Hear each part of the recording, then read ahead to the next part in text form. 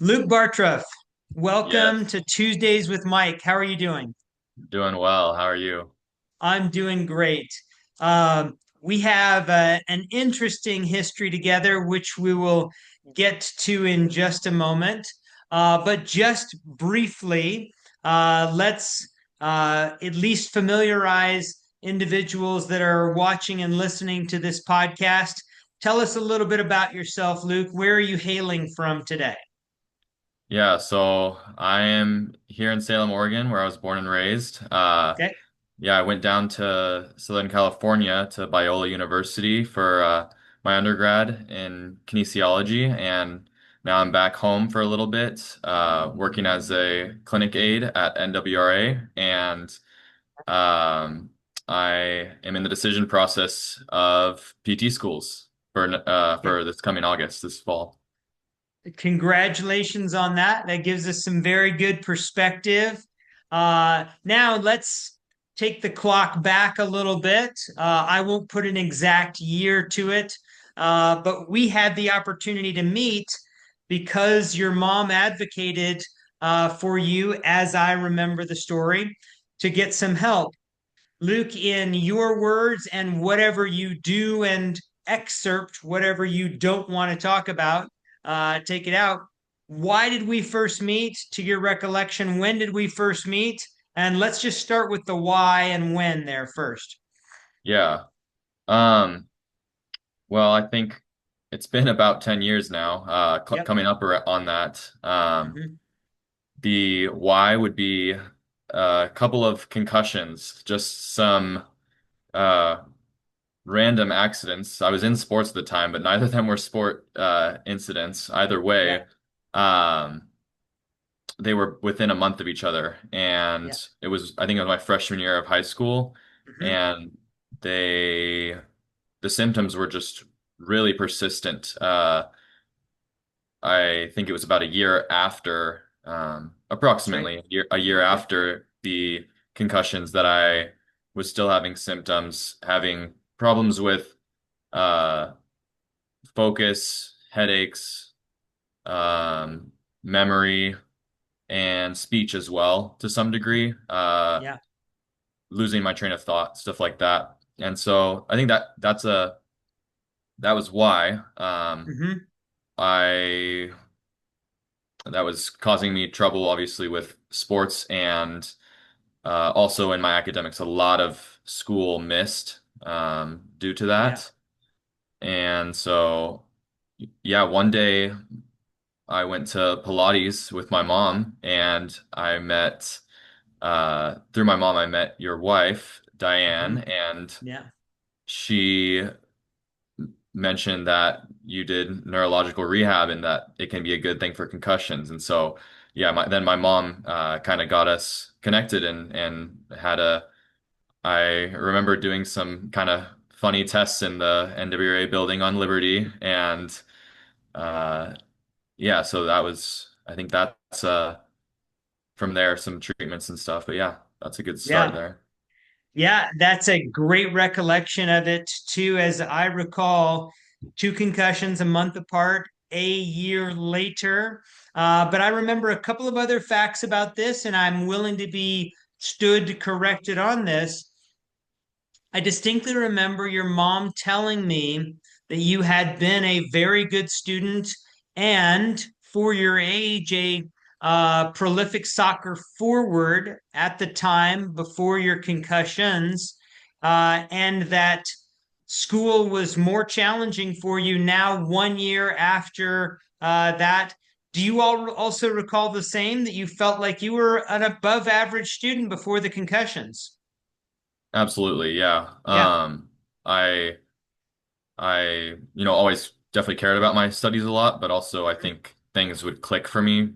And apart from, just being a teenager and slacking on stuff here and there, I was always, kept up on my stuff. But at the time, it was with the concussions, it was just so hard to keep up with the material, to attend class and to really put focus on the homework because I would just get Yeah.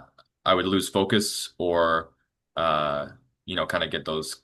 headaches. So Yeah. So headaches, you've already mentioned concentration. Would you categorize it as brain fog at times, or is that an inappropriate? That's yeah, correct. absolutely. Yes or no to dizziness? I don't remember any dizziness. That was actually a little bit later, if you recall that, Yeah. in college when I was diving. Yeah. Yeah. And you had done some competitive diving at that point. That was in Biola, right? Yeah, that's Yeah. correct. And so now you were doing, yeah. And so we're going to actually carve that one away as likely an unrelated episode. Yeah. But yes, you did experience that because that was years protracted later. But good. Thank you for calling that back to my attention. Difficulties with memory and actually, which would be normal for most anyone. Luke, would you say that you began to question yourself at that time in that 1 year interceding? Yeah, I think that was a big thing. And whenever I tell anybody this story, that's definitely something I make sure to mention is that it really felt like a year had gone by and I started to question, you know, is this going to get better? Are these things going to Yeah, persist and I'm going to have to deal with this the rest of my life? yeah, And frankly, I guess a good way of putting it is that I was losing hope or maybe had lost hope to some degree, which yeah, I think, amplified any problems that were already there, right? yes. And any person going through a persistent condition would normally begin to extrapolate the timeline. When is this going to stop? Is this going to stop? Now let's add on to that a person that doesn't have decades, plural, of successful experience and has a decade and a half only under their belt, and they only remember a decade of that period, roughly from about, call it age 4 to age 16. Your memories are right in there at that point. You don't really have a lot of things to be confident about. So you add on to the medical questions. You're a teenager, and that just has to unravel. Luke, how did you get your confidence back? And I want to give you space to answer this in any way you want, because the very last thing we would ever want to do with this episode is shine a light on Mike Studer, your physical therapist. I'm not heading for that, and I don't need your answers to be, let's say, barricaded into that pathway.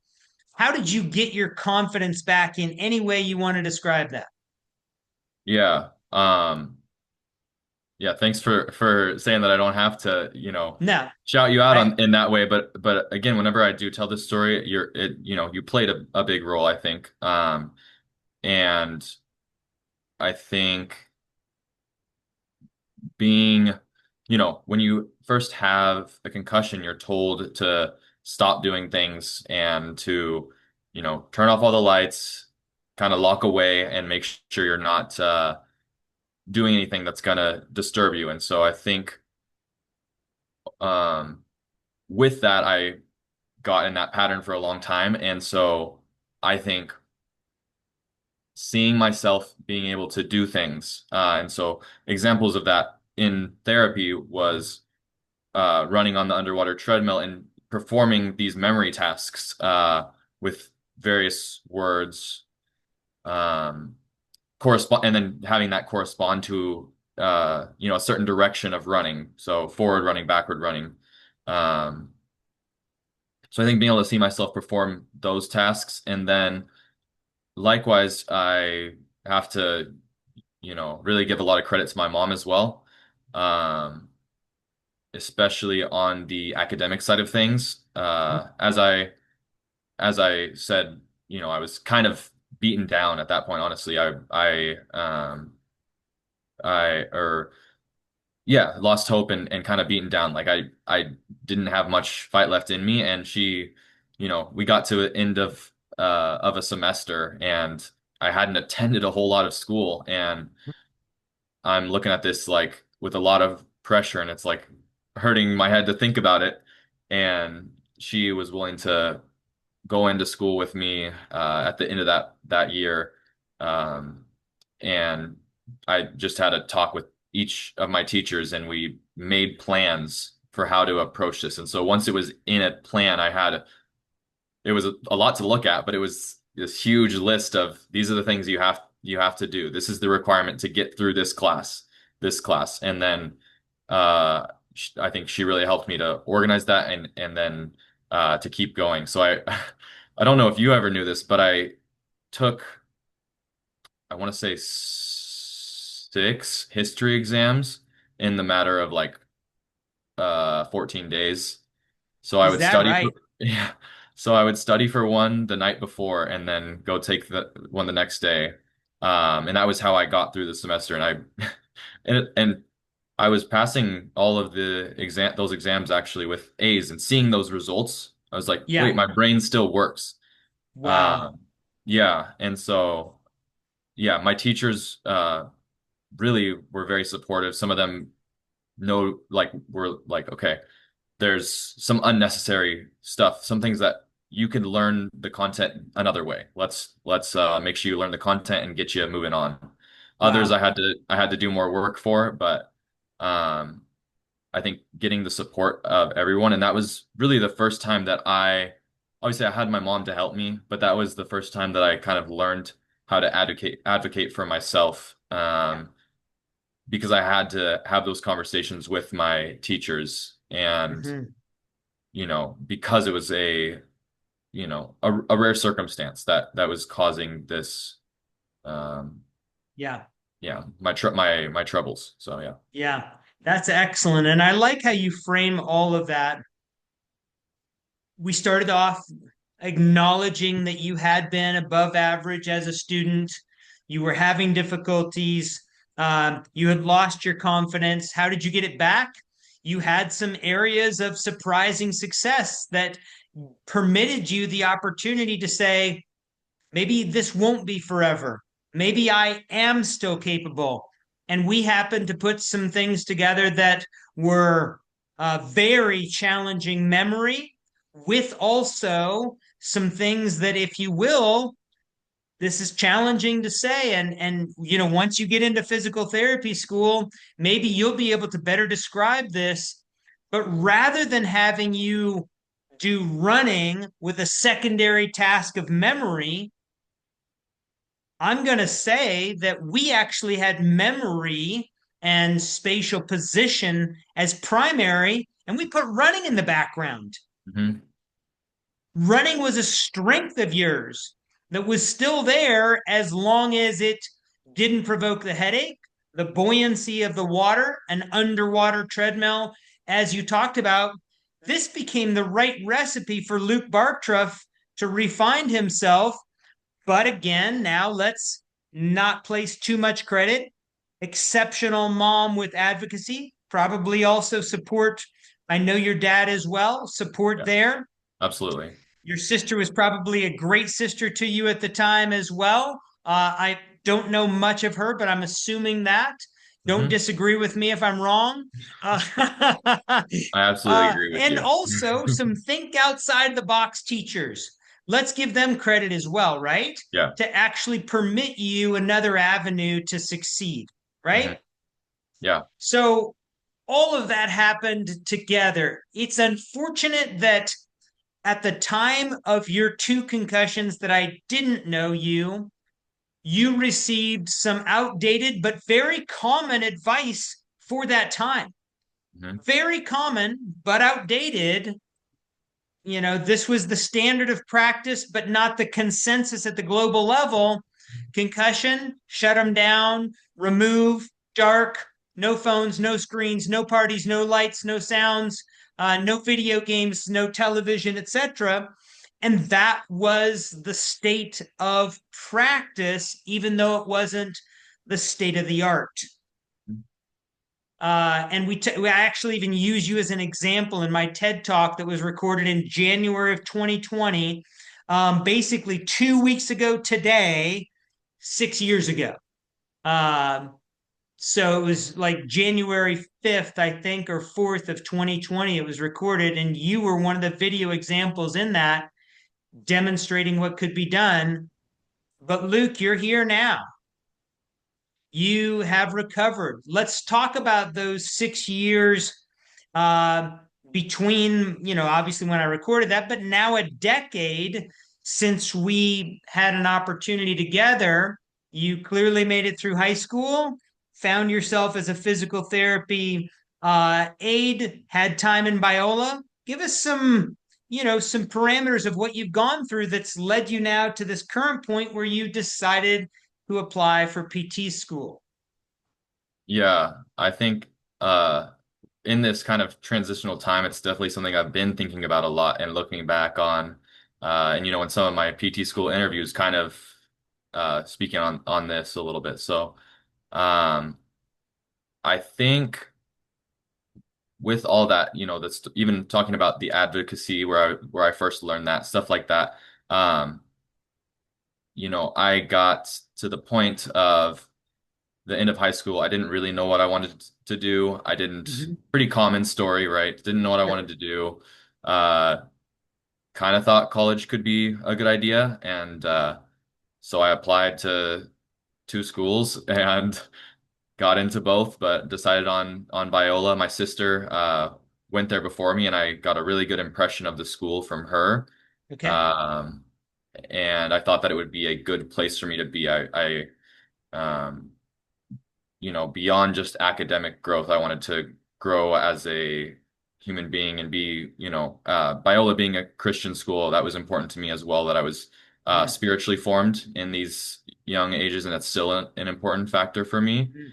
Um, with that being said, I kind of got to Biola, well, started online actually, and that was um Of that's course. maybe Yeah.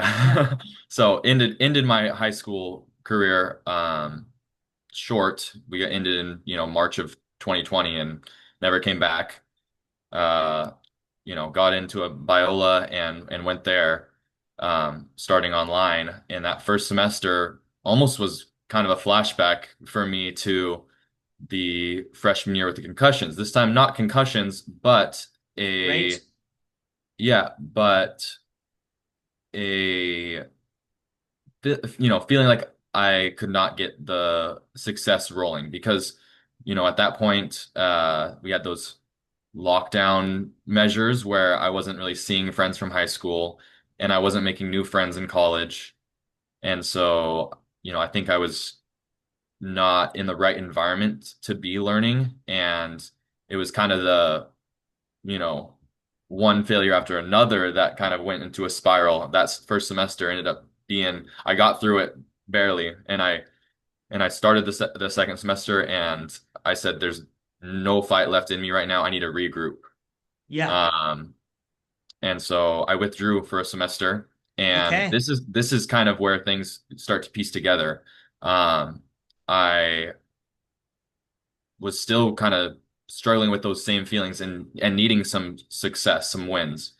Mm. And this is where, the gym kind of opened back up, and that was something where I started going to the gym and, kind of for the first time learning to lift, just getting some exercise. And I realized how important that sort of movement is in me being able to function as a person and how important that is for everyone.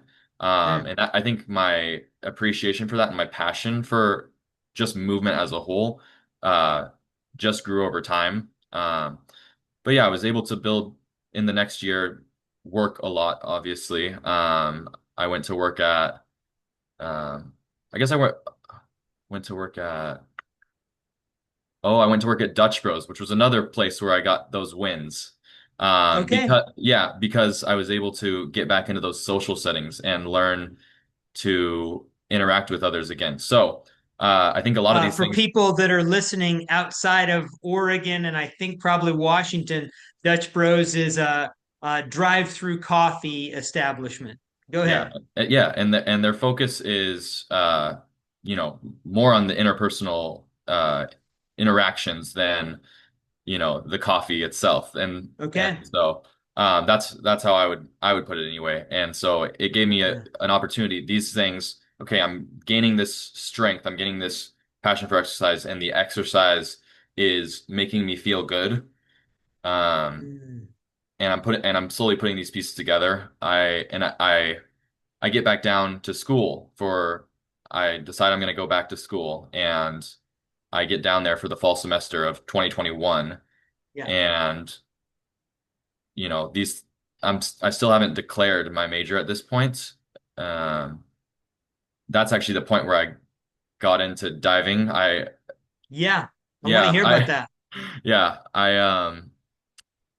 I was sitting in my one of my classes in a big lecture hall. It's a private school, so usually you have class sizes of 30 to 90. This was closer to like 90 to 100. Okay. Um, but the professor mentions that he's the swim he was the former swim head coach. And Okay. so at the end, I was kind of like, did he swim and dive? He said dive. And so this summer prior, with some of the strength I had built, I'd also kind of gained this passion of something that I've really enjoyed for a long time. But every summer, I would just go to the pool and just do flips over and over again Yeah. off the diving board. And so I had really used that strength to be able to learn how to do double front flips and reverse flips, all the and kind of build un, I didn't know at the time, but build a list for myself, a list for a diving list. You're self coaching yourself. You're self coaching to get into diving for the first time. You didn't compete in high school at all, Mm-mm. right? And you hadn't had instruction before, saying, "Hey, professor, I'm wondering if I can be part of the team," right? No coaching. Yeah, well, I will say so. My mom was a gymnastics coach, Okay. gymnastics coach, and judge, and my sister Okay. also has been a gymnast and gymnastics coach. So they were helpful, but Right. only to some degree because there's only so much only so much carryover Yeah. between the sports. But they were able to give me some pointers here and there, which was helpful. Good. But it wasn't diving wasn't something I was doing to become a diver. I was just doing it for fun, and I was like, this is a fun challenge. I love being out in the sun. I love getting into the water. Um, so let's take this on. But when I heard that in that first class, I was like, oh, swim and dive. Okay, they have a dive team here. Let me go talk to him about it. And so I went up, talked to him, and I said, what would it look like if I wanted to join the dive team? And he was like, well, I'm not the head coach anymore, but you could go down to the pool deck and talk to Coach Nate. And so that's basically right after that, got over to the pool deck as quick as I could and talked to Coach Nate. And that's kind of, I mean, the rest is history. I just kind of told him what I knew how to do. And he said, yeah, we've got a dive team. It's a small team at this point.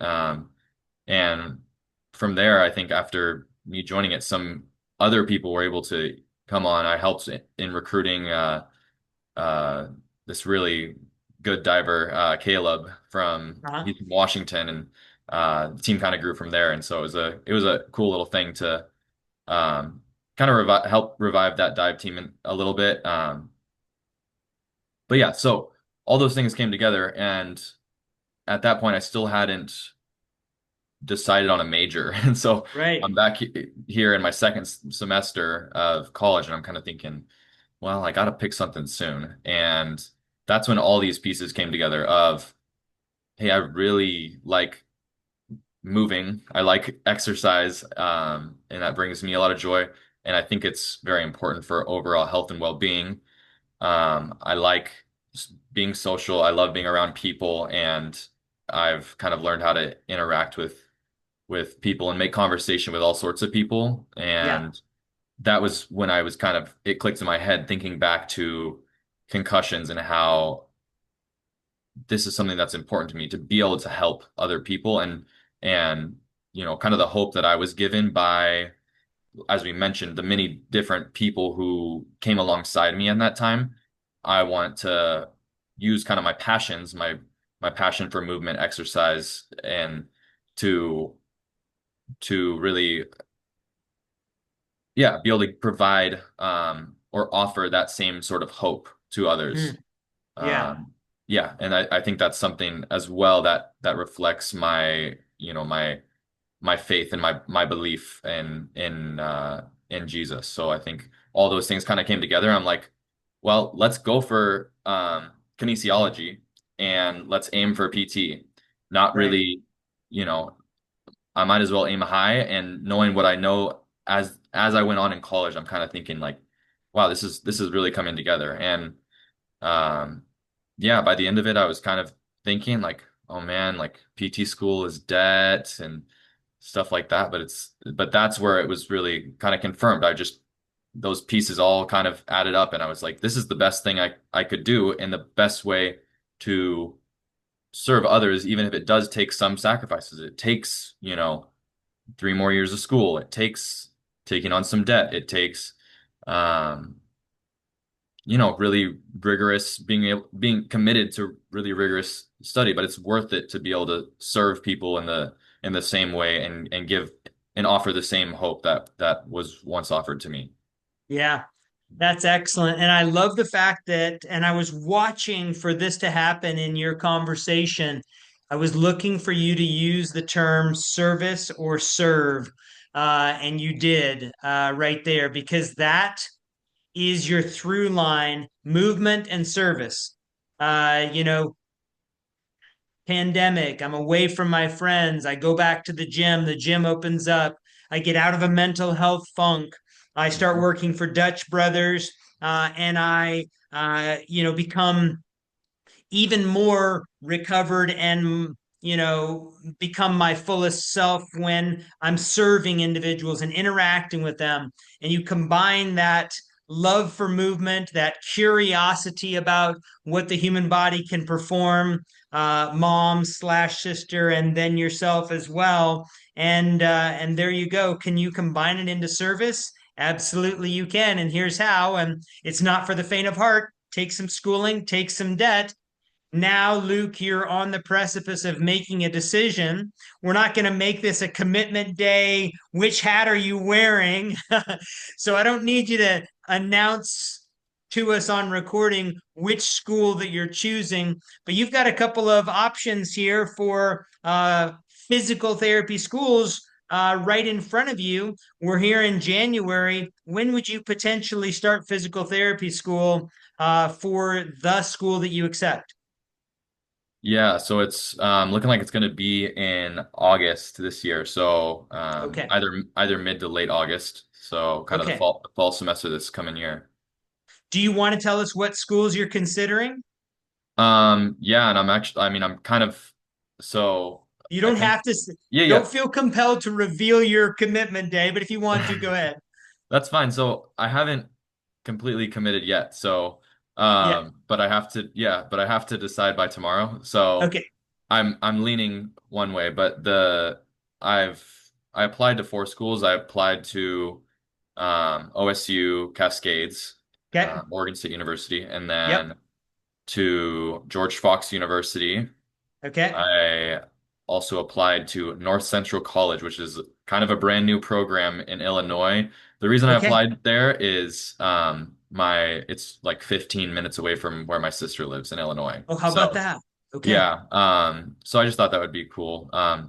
As far as that goes, the deadline for me to accept has already passed for OSU Okay. and North Central College. And so Okay.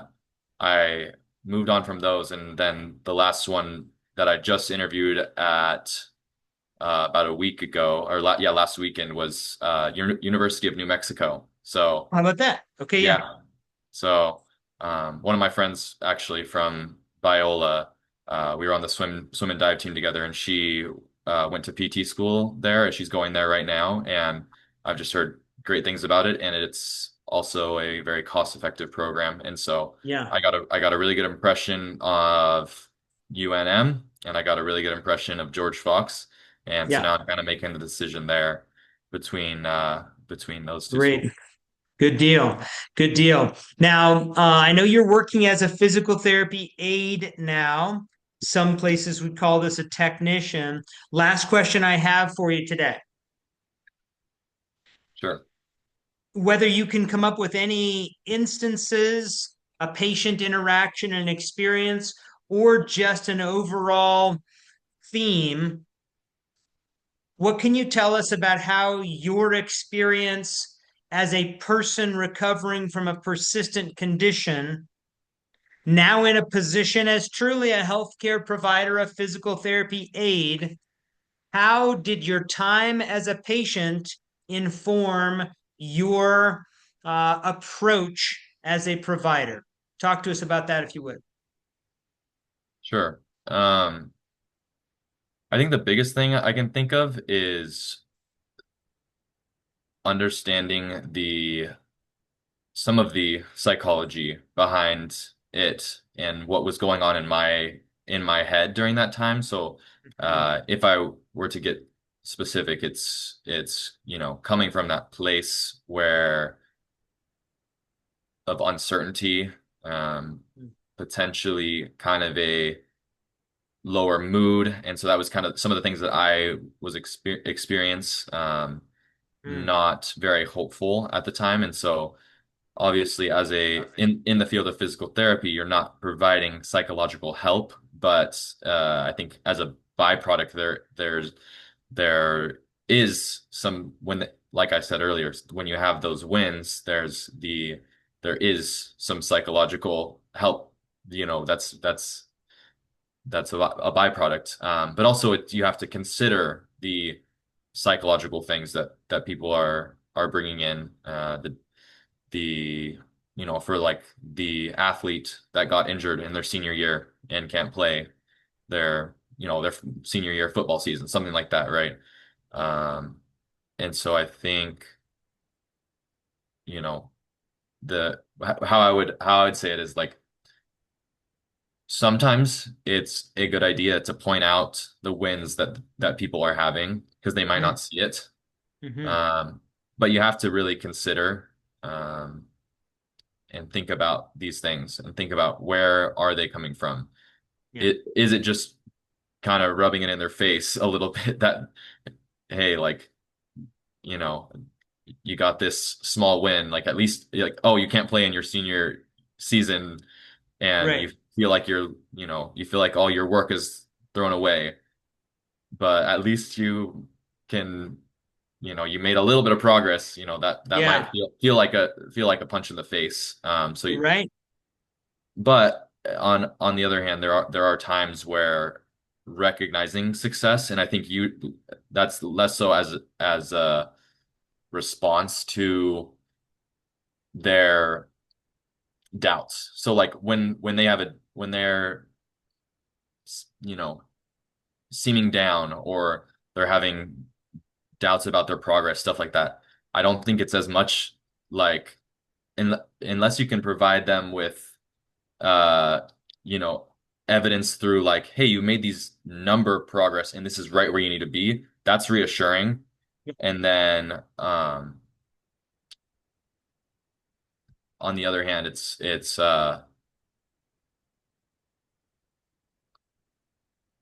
I think being an encourager in the it more often, sorry. I think being just a general encourager Mhm. of bringing that attitude of positivity and also listening if there is anything they offer as far as doubts or negativity goes. That's the best way. But again, it is always kind of a case by case basis, but really considering Yeah. the psychological nature and an aspect of an injury, and even say an ACL patient, it's like they the first time they get back to hopping, they might feel really weird and not really trusted as well. You can tell them all you want, oh, you have the strength to do this. We've we've we've seen it and we know that you have the strength to do this, but there's psychological and even, and neurological aspect there. And so um if you can build a strong relationship by just being an encourager. And I'm also right now I'm coaching a youth basketball team, and that's one of my priorities there is it's fifth and sixth grade, and so it's kind of a rec team. But my main priority is that I'm encouraging them to keep working hard and Yeah. that they're encouraging each other and trying to foster that environment as my number one thing. And so I think that's a huge thing is if you can build that relationship through encouragement, then when when they have those doubts and when they have the wins, you're able to celebrate those wins together and you're able to they're able to trust you when you Yeah. say, hey, you're having these doubts, but this is the truth, you're actually Yeah. doing really good. You are positioned to be an exceptional physical therapist, my friend, because you Thank just you. said a lot right there that takes decades for some therapists to recognize. You talked about precision rehabilitation, whether you knew it or not, right intervention at the right time for the right person for the right condition. That's precision. It's not encourage someone verbally all the time with small wins because they might feel like, are you serious? Do you know how much I've lost? But if you have a relationship with them that is based on a foundation of trust, that you're not just pandering to them all the time, that they now have a reason to believe that when you tell them seriously that was a significant win, it can mean something, whether it's a fifth and sixth grade basketball team or a patient taking their first single leg hop after a reconstructive surgery and a ligament repair, or an individual recovering from concussion, stroke, what have you. You got to have the relationship to be believed. You got to have accountability, and you got to know what this person wants right now rather than this is the way I approach people, period. Great job, Luke. You are on your way. My friend, good luck with your decision. Let's stay in contact with how your physical therapy school matriculation pans out, and you know that I'm here for you if there's anything that you need that I can help you with. I've got one last question before I let you go. Are you ready for this? Sure. Who's on the Wheaties box behind you? That's great. Let me grab it. Glide the Glide Drexler. By the Glide Drexler from the local Portland Trailblazer basketball fan. Probably about a, would they win in 78 or so? 77. 77, thank you. And that was And not with Clyde though. That was with not that I was around to know this, but that was yeah, with Bill Walton, right? that's right. That's right. So So Drexler would have come Clyde, more in the early 80s, though, right? yeah, early to mid 80s, I believe. Yeah, because And he came before Jordan, who came out in 84 or so. yeah. He had to come out a little bit before that, but either way, there you go. You got Drexler up there, and that's a dated Wheaties box. You're looking for the date on that puppy. That's a best if used by but they could have put that out as a regional celebration of the championship though too. Yeah, I'm not entirely sure. I got it from my grandma, I think, years ago, and I Yeah. think oh, right here, 1993. So he was still playing at the time, I Yeah. believe. That's in good shape for being that old though too. Yeah. Yeah. So um Yeah. yeah, thanks for asking about it because I Yeah, really that's love this great. thing. Good deal. All right, you take care. Enjoy the rest of your day and please give your family my best. All right, I will. Thank you very much for all the kind words and for having me on here. It's great. My pleasure. You take care.